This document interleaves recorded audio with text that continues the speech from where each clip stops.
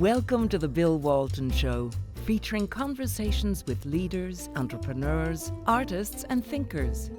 Fresh perspectives on money, culture, politics, and human flourishing. Interesting people, interesting things. The economy of Venezuela has collapsed as a result of gross socialist mismanagement. Their currency is essentially worthless. To start over, the next government of Venezuela must reestablish the rule of law, protect private property rights, and create a new currency. So writes Richard Rahn, one of America's most brilliant economists. So why, when we have seen the brutal realities of socialism in Venezuela, are so many calling for socialism in the United States? They romanticize about a world without poverty, where people have everything they need and everyone is equal. This has never happened anywhere, anytime in human history. Moreover, these calls for socialism are coming when the world's governments are awash in debt, money and monetary policies are teetering on the brink, and economic growth is slowing worldwide. I'm worried. But these problems have been mounting for years and life seems to go on. With me to sort this out is none other than Richard Rahn himself. Richard is an economist, syndicated columnist, and entrepreneur. Currently, he is chairman of Improbable Success Productions, the Institute for Global Economic Growth, and Metal Convertibility, LLC. He has testified before the U.S. Congress on economic issues more than 75 times. Richard served as the first non-Caymanian member of the board of directors of the Cayman Island Monetary Authority, which regulates the world's largest offshore financial center. In the 1980s, Richard was the chief economist of the U.S. Chamber of Commerce.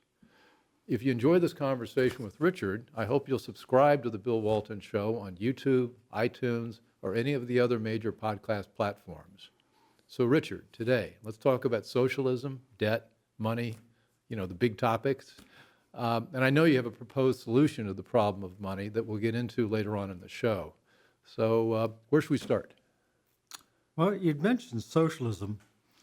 It's when I hear somebody say, I'm a socialist, I figure right off they're either stupid or ignorant or both. Because if anybody has read any history at all, they know that every socialist experiment failed. This is going back hundreds of years. The French Revolution, of course, was one of the famous initial experiments in socialism. We all know how that ended.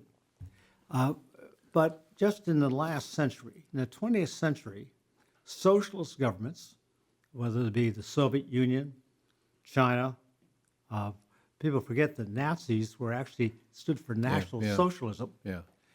Governments killed more than 100 million of their own people.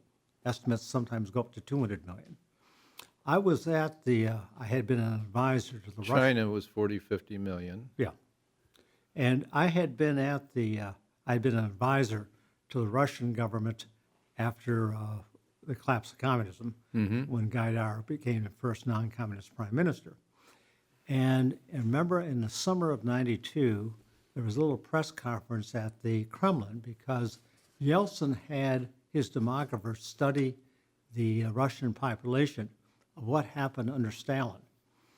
And their estimates were there were 63 million excess deaths under Stalin in the 30 years he was there. That included World War II, of course, 35 million there. The Ukrainian famines, those were induced by the Soviets. That was 9 million. The various gulags and so forth. I mean, that was just one. Well, part of this, though, was that Stalin, Mao, Hitler didn't kill so many of his own people. I guess if you were Jewish, you thought he was killing his own people. But my point is, they were really bad guys. How much of the failure of socialism is due to the policies they enacted? I mean, what is it that doesn't work about socialism? Well, socialism is based on coercion. Okay. I mean, it is basically there's a few people at the top. They say, Bill, we know better how to spend your money and what you should do with your life than you do. Well, people naturally resist this.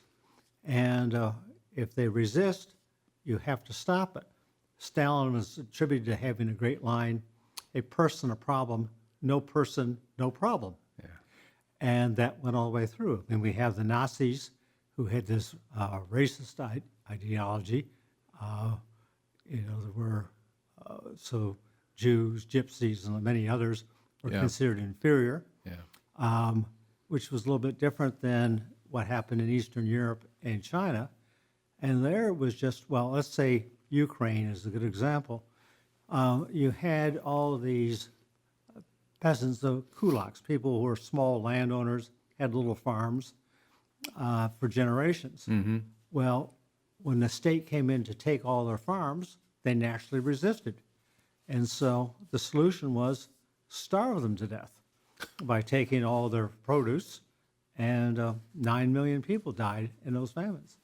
And you just go through, in China was much the same thing, the Great Leap Forward, take away people's property, deny them a way to look out for themselves, and people resist, and so the state takes away everything, and you die. Well, the question about socialism here, we haven't gotten to that point, but we are getting to the point where you got to ask, who's going to pay for all this? Who's going to pay for Medicare for everyone? Who's going to pay for health care? Who's going to pay for free education? I mean, that's sort of where nobody is willing to admit who that's going to be. Well, I do an experiment when Yeah. I'm at universities and giving lectures. Yeah. Let's say you've got, and for some of your audience who also gives talks and things, try it out. If you got a classroom, let's say of 30 students or so, ask them how many are in favor of free medical care or having the government provide medical care. And some number of hands will go up. And then you say to them, assume that the whole population of the country is the group here in the class, say 30 or whatever it is. I want you to look around and point out to me the person who should pay your medical care out of this group and why they should do that. And of course, they laugh, and sometimes somebody will point to somebody else and say, well, how do you feel about that, that you should pay for Joe's medical care? Somebody who looks like Bill Gates or Jeff Bezos. Or a wannabe. Yeah, and when you bring it down to the individual, Yeah. it's always nice. They say, "Well, we're going to have the rich pay." Well, Yeah. who specifically? And again, they might mention Bezos or Bill Gates, and then you point out, well, the first year, let's say you take all their wealth, it might get you halfway through the year, but next year these people are going to be gone. You either have to kill them or they'll leave. And then what are you going to do? What do you do with the problem? It's the problem of democracy, where we've seen as more and more different classes of people have had the vote. I guess the founders originally had the vote set up so you had to own property, and then you had to be, I can't remember all the restrictions against voting. And now we're seeing a democracy where politicians are increasingly appealing to people who don't have to pay taxes or pay into the system, and so there's really no constituency to say no, enough. Well, people forget the time of the American founding. We're set up as a federal republic. Yeah. We're not set up as a democracy. You don't find the words democracy Yeah. in Declaration of Independence or the Constitution. And our founding fathers feared democracies because democracies always ended up in collapse, going back the first ones in Greece and then in Rome and so forth, and all these democratic experiments failed. And the reason was, as Thomas Jefferson pointed out, he said, once the people realize they can vote themselves benefits, all is lost. Yeah. And so the Founding Fathers' solution was to restrict the franchise to property owners. At that point, it was male property owners. And some people say, well, it was just white. It wasn't actually. There was a number of black property owners who also had the franchise, and which was fine with the Founding Fathers because they realized it didn't matter the color of your skin, but if you're a property owner was the key thing, not Sure. the color of your skin. Yeah. And as we've expanded the franchise, and people keep saying, well, everybody should vote. Well, everybody ought not to vote. You see these things on TV where they go ahead and interview, particularly young people, and say, who would we fight in a Revolutionary War? And somebody will say, well, Canada or Germany or thing. What year did we get our independence? 1986. I mean, you hear these ridiculous, Sure. and we have these people saying, well, they should vote. Well, no. If you don't know the basics, if you don't know how the country is set up, if you don't know the basic issues, and even if your candidates, you ask people who their elected representatives are. Most of them don't know. They don't know the positions that the people have. And so the struggle's been, you want everybody to have the right to vote, but with the right comes a certain responsibility. And part of the responsibility is to be informed. And again, our founding fathers, and Jefferson was particularly articulating it, how a functioning republic depended on the people being sufficiently well educated that they understood. And back at the time of the founding, we didn't have TV and all the other distractions and video games. Mm-hmm. So people actually sat around and read serious works. They were aware and had read the works of the people of the Scottish Enlightenment, Hume, Smith, and John Locke. They were familiar with the great orators of ancient Rome, mm-hmm. Cato the Younger, Cicero, mm-hmm. and they knew these arguments. And in the coffee houses of the time, people would actually debate these issues, unlike what happens today. So in many ways, you had a better educated electorate back then than you do now. So the solution, and I like this one, is it's not based on wealth, it's not based on skin color, it's not based on sex. It's just based on your understanding of the principles of what the laws of the United States, the Constitution, basic principles of democracy versus federalism. And if you get that, yeah, and the let's consequences. have at it. When you first opened up, you mentioned who's to pay for these things. Sure. And we hear these people say, well, yes, let's have everybody should get health care, and the young woman congressman from AOC. Yeah. With Alexandria Ocasio-Cortez. Yeah. On her global warming thing. Yeah. And people say, well, how are you going to pay for that? And she said, well, that's not important. It's a global crisis. We have to.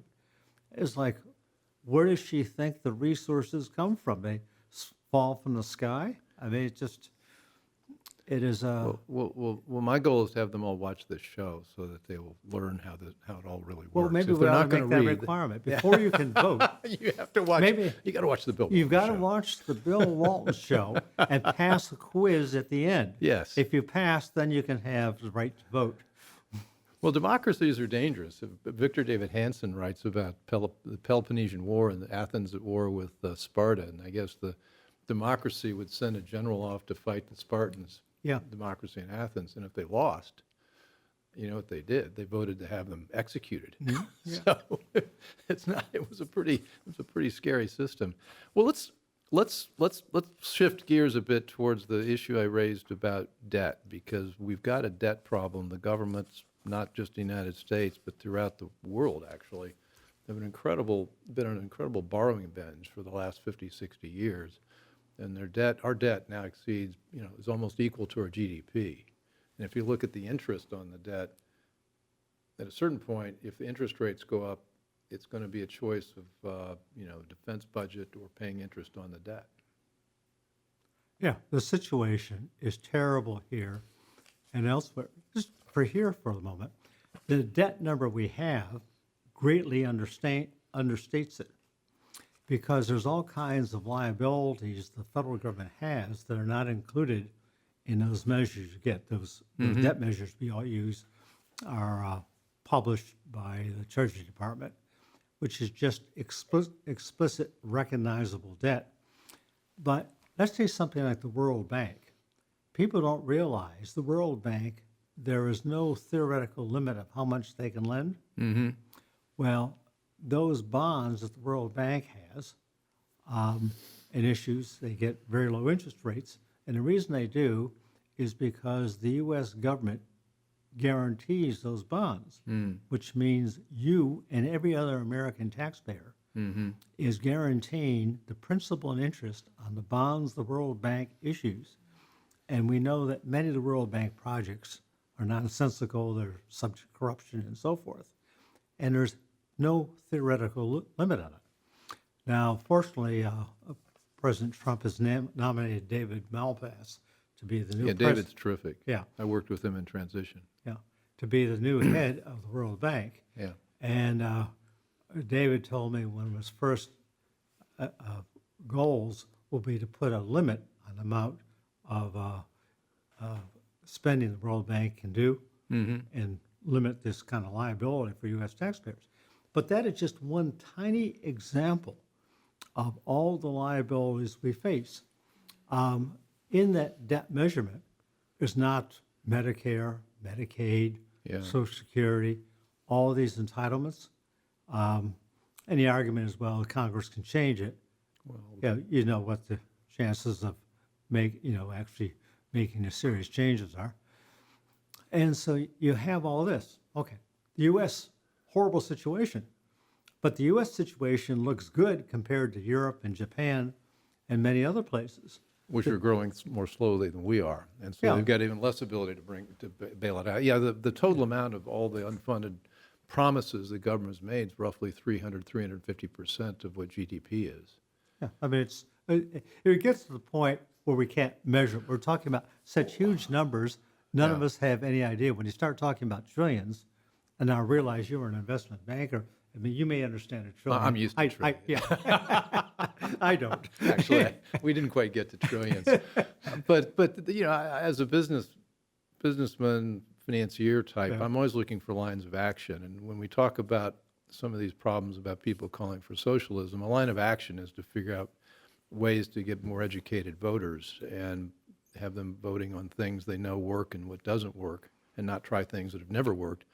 I'd also require a little bit of a math section in that, where you ask yourself the question: you're making $30,000 a year, and you owe $200,000.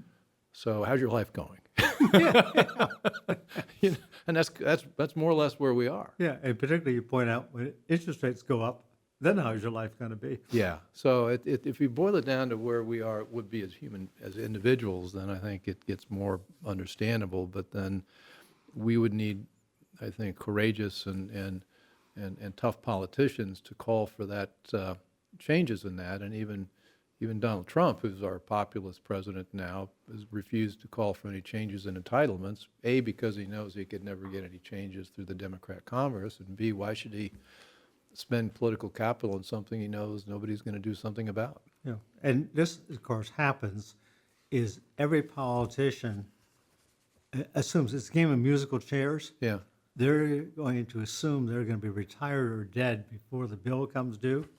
And one of these days, the bill is going to come due, and the ones who, up to this point, bet they could kick the can down the street a bit longer have, they've won on that bet. But we know it doesn't go on forever. And there's places where debt has caught up. We take a look at Greece. And the Greeks, for decades, spent far more than they took in. Yeah. And they were using the euro, and finally the Germans and the others said, we're not going to loan you any more money. And so what has happened is the Greek standard of living has dropped more than 30% over the last 6 years. And that's going to happen, across the planet. Well, what do you, this is not something I've dug into much, but modern monetary theory, modern monetary policy, whatever it is, people are now saying it doesn't matter how much government debt there is, because governments can always issue more money to pay it back. So there's never a day of reckoning. Does that Did I capture that? Yes, there is this modern monetary theorist. Yes, yeah. Eventually, it shows up inflation or collapse. I mean, we take a look at Venezuela. Yeah. I mean, we just go through country after country. Argentina's going through it again, as they have multiple times. I mean, it is this idea, well, you can't create wealth out of nothing. Wealth is created by productive investment and human capital and work. Mm-hmm. And if you could just print money, well, it would be so wonderful. Everything would be so nice. But you go back several hundred years ago, there was the French had at one time brought a Brit over, John Law, who was one of the first people to advocate the unlimited printing of paper money. He was a very popular guy with the king. Oh yeah, for a while. They loved him because he started printing all this money. Yeah. And everybody appeared to be rich. And then what happened? Yeah. Yeah. And this has happened time and time again. We have, Well, there are two ways you can destroy wealth. There are more ways than that, but you can issue a lot of debt, or you can debase the currency, and those are the ways that people do it. And we've seen a lot of inflation. In the past, it's a lower number, and yet we've seen tremendous inflation in education and healthcare. And I think you pointed out in your writings that that's basically because those two industries have been essentially government monopolies. Yeah. Education for a long time, healthcare increasingly. Mm-hmm. So what do you, but is that, I think also you point out that the market forces at work are riding to the rescue. And the innovation you talked about in the private sector, even though we've got this big inflation in healthcare and education costs, technology might be part of the solution. You want to amplify on that? Let's take education. Yeah. I say this as a former professor. I've taught at a number of schools, and I've also been a college administrator. And there's just incredible waste and lack of innovation at universities. But there's something happening basically because of the internet.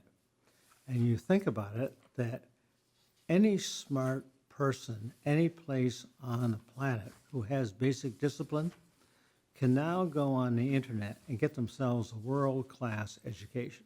Mm-hmm. Let's say you've got a kid living in rural China who's learned English, knows basic mathematics, and of course people over the planet can pick this up. They can go on and get themselves an MIT education. And I actually tested this thing out at one point because the major schools, MIT, the Ivy Leagues, Stanford, and so forth, have put many of their courses online. And they give you the syllabus, the readings, there's the lectures, it's all done on video. And so you have to have individual self-discipline, but you can get the same education as the student who's actually going to MIT. So I tested out the basic MIT introductory physics course. And I went on, looked it up, and saw all the material there, and actually listened to a few of the lectures and read a little bit of stuff to make sure that actually could be done, or it can be. And this is what is going to happen because the marginal cost of education is very low. And that is, those of us have been professors. Yeah. And I used to think years ago when I was a student, why are we having to listen to a lot of really dull professors when even back then we had videos of Milton Friedman and Walter Williams and great classroom performers, and where every student could get that. Well, that of course is really happening, and now with the internet, it makes it very easy. And so you have, let's say, the best in every particular field. Again, Milton has passed, but still his old lectures are all there, all the stuff he did with Freedom Shoes and everything. And anybody can go on and watch all this stuff. And of all the great economists now and physicists and everything else so everybody can listen to the very best. They don't have to listen to, the third-year teaching assistant any longer who really doesn't know stuff in a very What we've got to do, though, is we've got to get people to look past what Brian Kaplan calls the signaling value of a diploma. Yeah. If you get a diploma from Harvard, that's supposed to be But see, this. all of this is now, increasingly people are realizing this is nonsense. Well, when I ran Allied Capital, that was one of the, I won't say it was controversial, but people were surprised. I'd rather hire somebody from Michigan State who had an engineering degree, who kind of did really well in that environment, as opposed to somebody who necessarily went to Yale and had a degree in something studies, because the university label didn't mean as much as what the kid could actually do. I mean, I have an Ivy League PhD from Columbia, but when I was going to school, I was also teaching at the Polytechnic University in New York. Yeah. And the people that went to Poly were usually very smart first-generation Americans. Yeah. Italian, Jewish kids from Eastern Europe or South America. These kids worked really hard. They were very smart, and you wanted to hire those people. So what's going to happen? Increasingly, employers are going to do what you did, and we find all over. They're going to say, okay, this student got a degree in mathematics or physics, versus, there was a young woman I knew her parents well, and she had gone to Smith College, Sure. which is one of the Ivy League girls' colleges, or one of the sisters. And she had studied sociology, and the whole thing was in women's studies and gender things, and was all grievance. Any major ending in studies. Yeah. So, and she was very smart and she was a very nice lady, and I liked her a lot. But I said to her, I would never hire you as smart as you are. And she said, what? I said, look at your degree. I said, I hire you. Your degree tells me you're going to sue me over something. You've actually, I would have hired you before you went to the university, but you have negative value added. And we're finding this. I'm sure she received that. She thought that was. Oh, you have negative value. Oh, yeah. Thanks, Richard. She was appalled when I said this to her. Okay. But the thing was absolutely true, and they're increasingly waking up to it, because I think her and many of her classmates, they have jobs, poorly paid jobs, working for nonprofits, and fortunately their parents are well off, so they won't starve. But they're not. The kid who went off and majored in physics and mathematics 10 years later is making six figures, and the ones who majored in sociology from a leading school are still making low five figures. Well, you and I have done this repeatedly over the years. We've wandered off topic, discussing something even ever more interesting. Let's go back to money a bit and inflation, because I also want to get to your idea about a currency backed by a commodity called aluminum. But let's tie this up. We've got about a minute left in this segment, and then I think this might be a time to say that we're going to be continuing with a bonus segment after we wrap up the show, and where Richard's going to be talking about his idea for money backed by aluminum, and it's a form of cryptocurrency, and it's an extremely interesting new concept, and gets us out of some of the monetary traps that the Fed and the other central banks have gotten us into. It also puts a free market element into money, which we all think we need, and the government should not have a monopoly on printing it. But circling back to the topic we were on, education, we're optimistic because we have technology that can educate people, and you don't have to go sit in class at Harvard. Well, the transitions are always painful. But employers, 20 years from now, they're going to look at what you know. There's reasons for optimism. I'm very optimistic about the long run. Yeah, so am I. Yeah, because the people are going to come up with companies who will just test people afterwards, after college, and say, what do you actually know? and then people will be hired on that basis, not where they went or where they got admitted to. What a concept. We're going to hire you based on what you actually know. Yeah. Okay, well, that'll be last words for this segment. I hope you'll, if you like the show, I hope you'll sign up on iTunes or YouTube or any of the other major podcast channels. Richard, one of the most accomplished economists in America, where can we find you? Your website, email? Well, it's actually, I do a weekly syndicated column as Washington Times is the lead paper here in Washington. Mm-hmm. I think you just type in my name and all kinds of stuff pop up. In the Institute for Global Economic Growth, .org, or that one, .com. I highly recommend people read Yeah. your column in the Yeah. Washington Times. Every week you've got something interesting. I've been and doing that useful. for 20 years. Okay. And that's sort of picks up my thoughts of the week, whatever. Well, let's pick up your thoughts some more. We're going to be right back with a bonus segment in which we're going to get into a new type of currency and the reason for optimism there. So thanks for joining, and we'll be talking with you in just a couple of minutes. Thanks for listening. Want more?